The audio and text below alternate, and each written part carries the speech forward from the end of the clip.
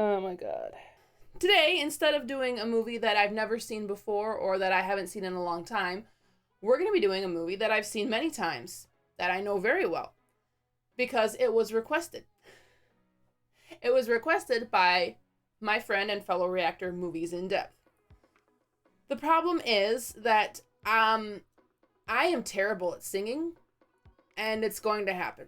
I can't watch this movie and not sing along. Basically, if you die of cringe or if you go deaf watching this video, this is the guy you blame. But I mean, aside from that, humiliation coming up for me, I am really excited to do this video because I love this movie. It's one of my favorites. It's so much fun. It's just amazing. And I can't wait to share it with any of you who might not have seen it or enjoy it with those of you who have. So let's just get into it right now. Let's start Little Shop of Horrors. This has been on HBO Max, I think, since HBO Max was created.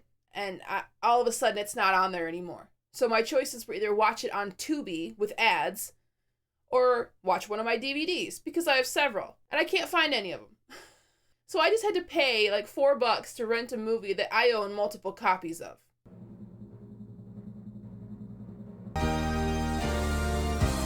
This is a really big deal for me. You don't even get it. I don't sing in front of anyone but like my children because I'm so embarrassed by how bad I am. The human race suddenly encountered a deadly threat.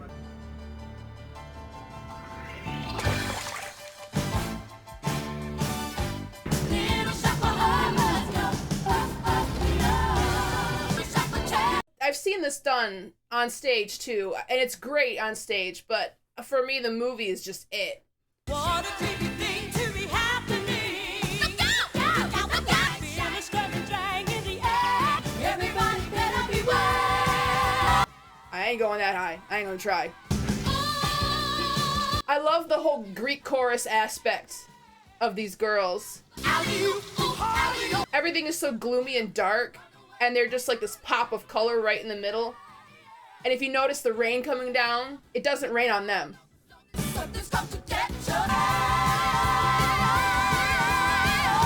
That greasy boyfriend of yours is beating up on you again? Hi, Audrey. Set new eye makeup?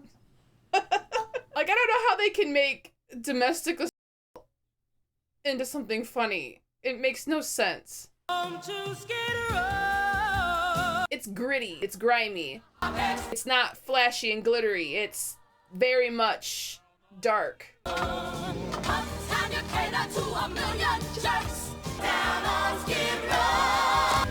started life as an orphan, a child of the street. He took me in, gave me shelter, a bed, treats me like dirt, calls me a slob, which I am. You feel it. You feel this song. Where depression's just status quo.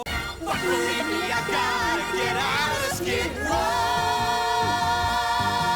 And look, you see, they're the two brightest things in the whole shot.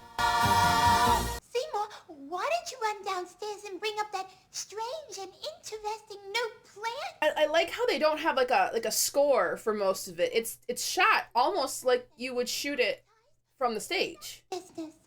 Now isn't that bizarre? I call it an Audrey 2. After me. This is my Audrey 2 here. My sister made it for me for my birthday, and I love it. It hangs out with me now. Just because you put a strange and interesting plant in the window, people don't suddenly... Where did you get it? You remember that total eclipse of the sun about a week ago? Daddy. Weird and exotic cuttings. Snip, daddy. Strange plants are my hobby.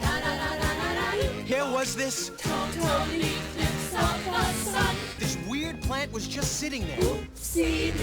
I could have sworn it hadn't been there before.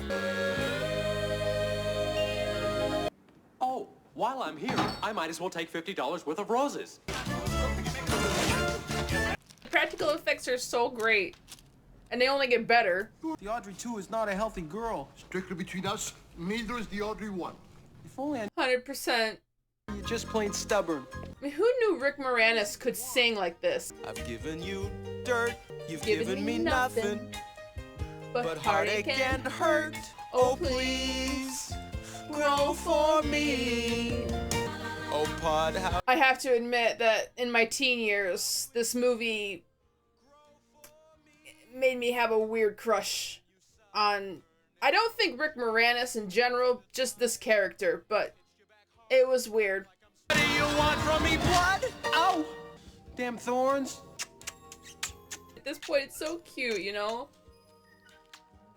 He thinks it's kissing.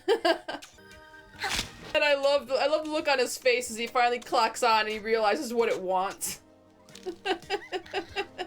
He tries the other one. It's just, I've given you rain. Looks like you're not happy. Lest I open a vein. Give you a few drops. Oh, please. Grow for me.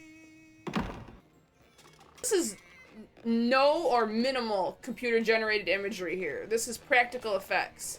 And they're so underrated and people have forgotten about them. People have forgotten about how good they were and how good they could still be because they just go right to the cheap CGI solution.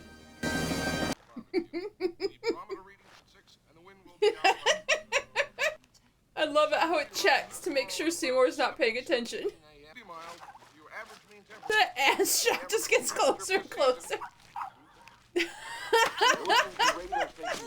I try to be on time. Don't tell me. You got tied up. Just handcuffed a little. Again, should not be funny. She puts so much passion into this song. Somewhere that screams. See, the dog is the same as the stuffed one she's cuddling. I like how they gave him a pot belly. There's plastic on our furniture.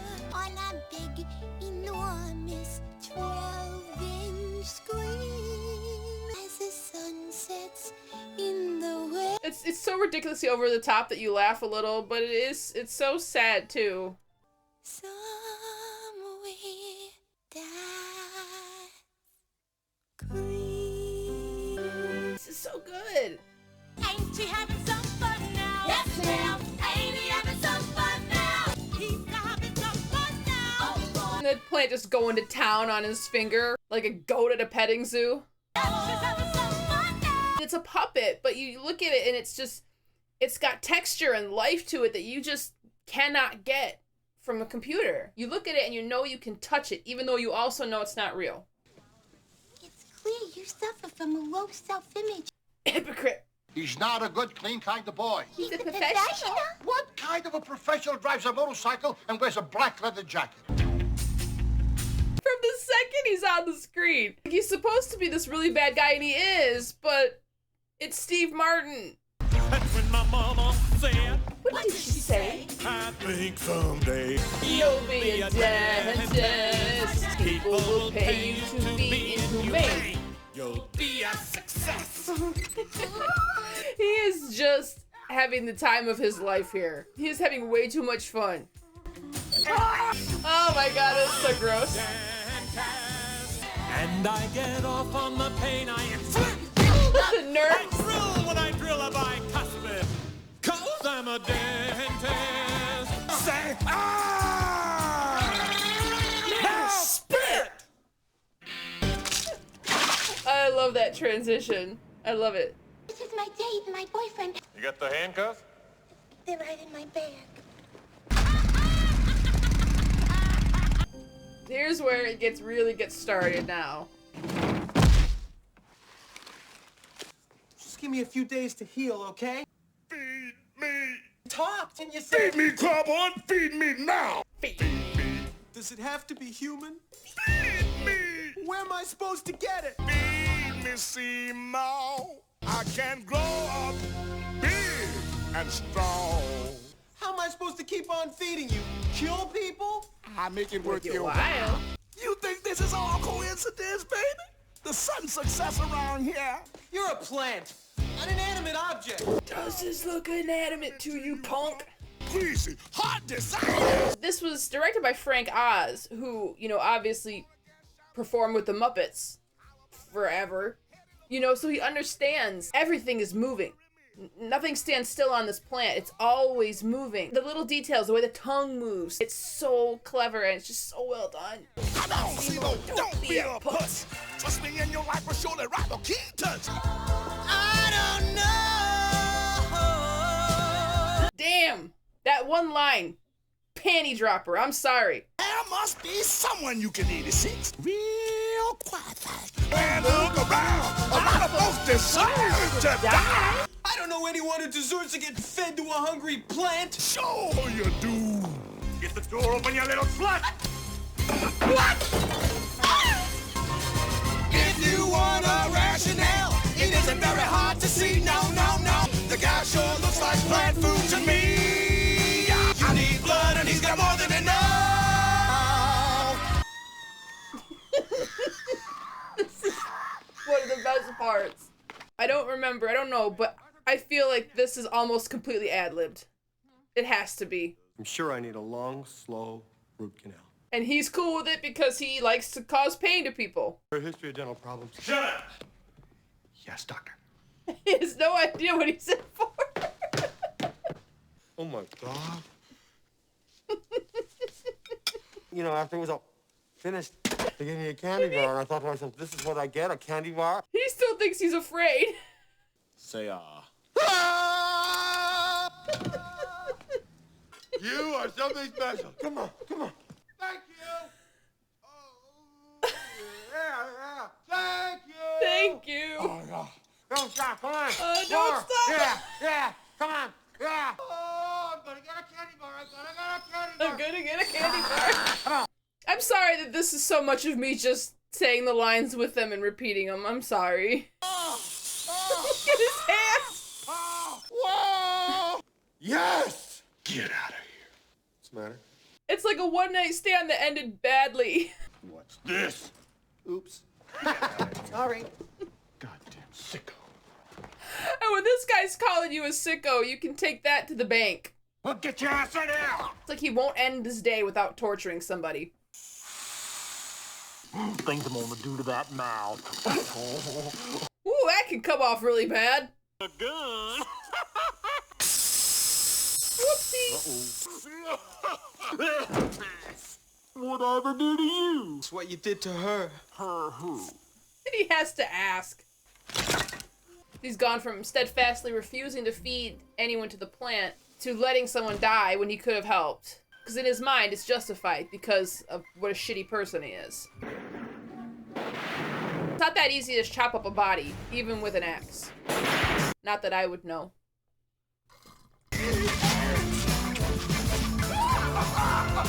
They even used the same colors in the blanket that you saw in its mouth. I deserved a creep like Orange Scribilla. I know things were bad, but now they're okay. Suddenly Seymour.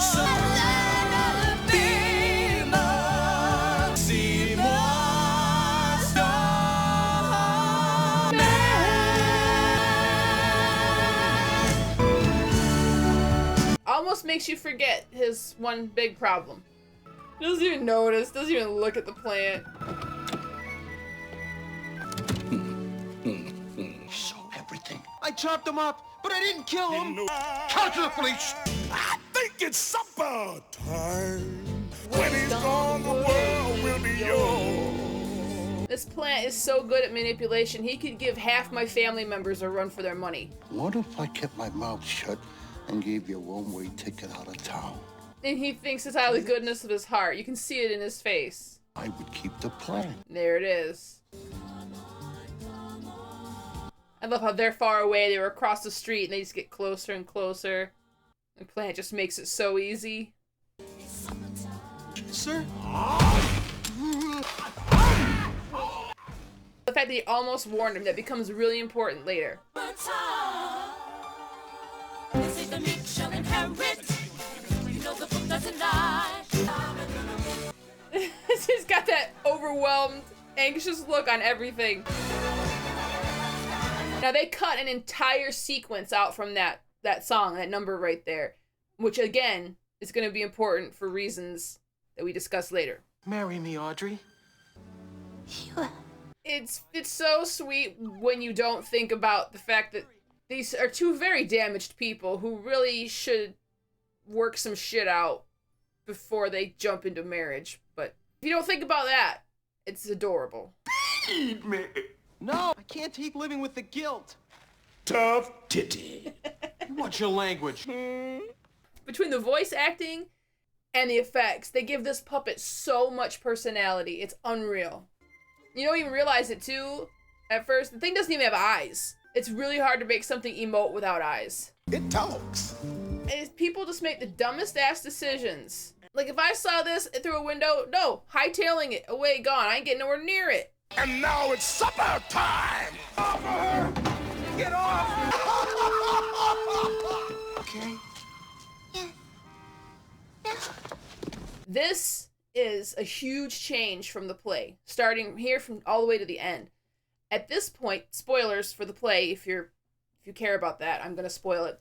In the play, at this point in the alley, Audrey actually dies from her injuries. Then he decides he's going to stop the plant from the inside out, and he dives in with his axe and fails, and the plants rise up and destroy everything, and that's how the play ends. Oh, I guess I should have stopped when I found out what it lived on, but we started doing business and making money, and you liked me. Do you really think I liked you because of that? Leaf cuttings. Develop little Audrey 2s to florist shops across the nation. Every household in America. Audrey 2s. Everywhere. And eating until there's nothing left. We gotta stop it, Seymour. We got to. I've got to. This is between me and the vegetable. Thousands of you eating. That's what you had in mind all along, isn't it? No shit. Best song in the whole thing. You don't know what you're messing with. You got no idea. Then comes the babies. I'm just a mean green mother from outer space. And I'm mean and green. And I am bad. You don't know what you're looking at. But that's tough titty, kid. Watch me now. I'm just a mean green mother from outer space. And I'm bad. I'm mean and green. And I am bad. Keep the thing. Hey, keep the it. Whoa. Keep the creature. They don't mean shit. You better move it out. Nature calls. You got the point. I'm gonna bust your balls. How bad you want them kids, Audrey? I'm mean and green. And I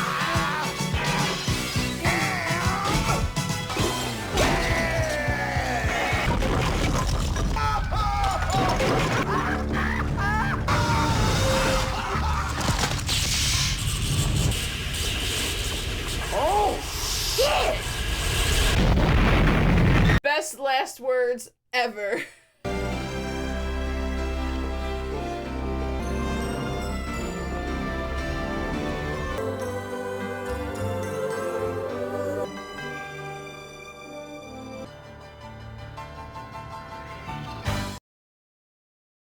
So now that we've finished the movie, now we're going to talk about the endings and the whole drama involving them. So like I said, the original theater ending, the plant wins, plants take over because humans are dumb. That's essentially the ending. And the film ending, obviously, is the one that you saw. Now, the original ending was filmed more or less the same, except with the addition of Mean Green Mother. And when it was shown to test audiences, they hated it. People were angry. They were seriously pissed about the ending of this. And it was so bad that they went back and they refilmed an entire different ending. And a lot of people, they hate the idea that a focus group or a test audience would have that kind of say and change the ending so much. But I honestly think this is one of those times where they had it completely right. People have this idea that dark automatically means better. That a happy ending is automatically inferior to a tragic ending. I disagree. Particularly in this case because it wasn't earned. There's a lot of small changes. They get bigger and bigger as you go along, but there's a lot of small changes that basically make the tragic ending not work anymore. In the play, Oren dies begging for help from Seymour, and Seymour refuses to help him. In the movie, Oren kind of basically turns his nose up. Mushnik is that, well, he's no saint in the play at all. No, he's still an asshole, but he doesn't witness Seymour chopping up Oren's body. He kind of figures it out, but he doesn't actually see it happen. And while in the movie, he sees it happen, does nothing, and then uses that to try to manipulate Seymour into handing over his golden goose. And his death is different too. In the play, Seymour tricks him basically into crawling inside the plant's mouth to die. Whereas in the movie, he just kind of freezes up and doesn't stop the plant from eating him. It's subtle. It's very subtle, but it makes a difference. In the movie, he's passive and bad things happen due to his passivity, but in the play, he is complicit. He's doing these things. He's actively moving toward his own destruction. And as I mentioned during the song, The Meek Shall Inherit, in the play, there's an entire monologue, an entire verse that he sings where he basically talks it out with himself and comes to terms with the fact that he's going to have to keep killing to feed this plant because it's the only way he's going to have Audrey's love and everything he ever wanted. And he decides he's basically okay with that. That's a big difference. By the time we get to the end of the play, he's basically, it's karmic. He's signed his own death warrant a long time ago. He dies fixing the problem that he caused. Whereas in the movie, he's not. He's naive. He's manipulated. He didn't have any intentions in that way. So killing him at the end of the movie just doesn't make sense at that point. So that kind of leads me all into my last point of the whole argument, which is the final act. If you look at all the changes they made up until this point, you realize what they've done is they've actually created a hero's redemption arc. Whether they meant to or not, by making the changes that they made, that's what they created. So to have now that he's say they kept the original ending, he's lost Audrey, he's lost everything, this is his fault, the world is going to end, and now to have the plant sing this gloating, hilarious, but gloating song and then killing him, it's just cruel. It's not tragic. It's just cruel. It doesn't fit tonally. In the play, it's different because of the way it's written. He makes a series of conscious mistakes and bad choices that lead to him losing everything and having to atone with his very life. They earn it in the play. They don't earn it in the movie. Corny or not, like it or not, that's the story that they made. And in a somewhat selfish note, to me, Mean Green Mother is the very best song in the entire movie. And I'm sorry, yeah, Mean Green Mother slaps all over Don't Feed the Plants from the original. It just does. And you don't get Mean Green Mother without a happy ending. Little Shop of Horrors is, in the end, a great play and a great movie. Two different things that you can enjoy two different ways, and who could say no to that? I know this is pretty different to what I normally do. I hope you still enjoyed it. I hope you had fun. I hope you learned something. We'll be back to our regularly scheduled program next time. In the meantime, please like, subscribe, share, comment. If you want to follow me on any of my socials, the links will be in the description below.